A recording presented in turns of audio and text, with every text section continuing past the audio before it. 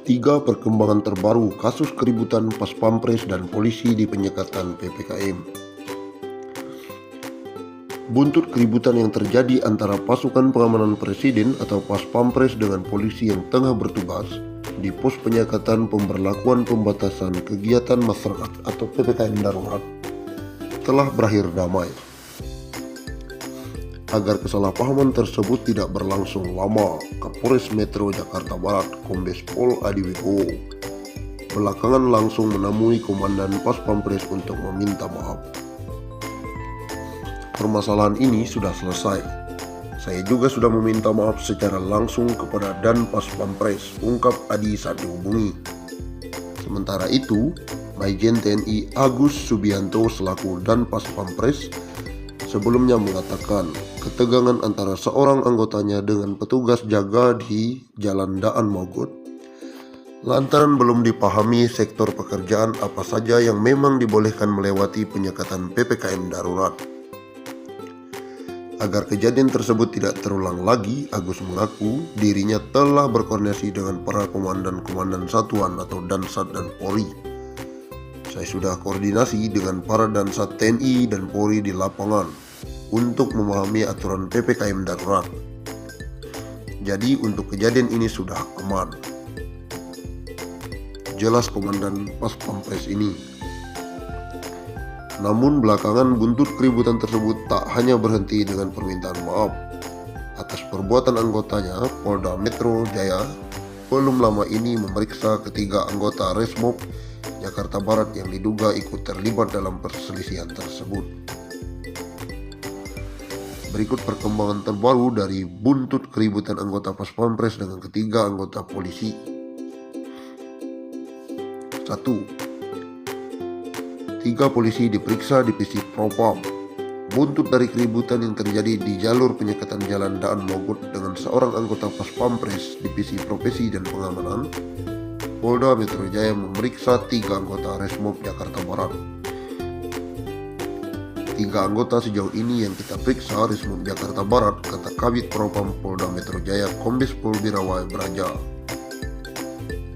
Birawa menerangkan pihaknya saat ini masih mengumpulkan bukti-bukti untuk melihat pelanggaran yang dilakukan oleh ketiga anggota ketika bersitegang dengan anggota Pas Pampres.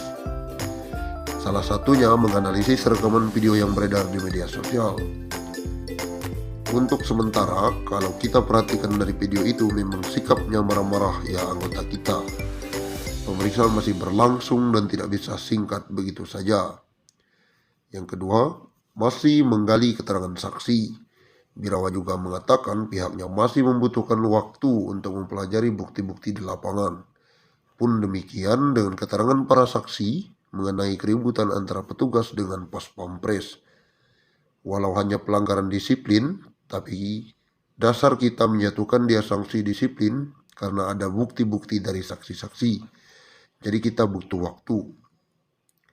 Dia pun sempat menyinggung aturan yang berlaku di dalam institusi Polri. Dia mengatakan di dalam melayani masyarakat seharusnya lebih humanis dan lebih sopan. Di dalam peraturan disiplin memang saat melayani masyarakat anggota Polri tidak boleh bersikap seperti itu. Jadi kemungkinan kita akan periksa ke arah situ, ujar Birawa. Fakta yang ketiga, puluhan Pas Pampres sempat datangi Polres Jakbar. Sementara itu, Majen TNI Agus Subianto membenarkan puluhan anggotanya sebelumnya mendatangi Polres Jakarta Barat.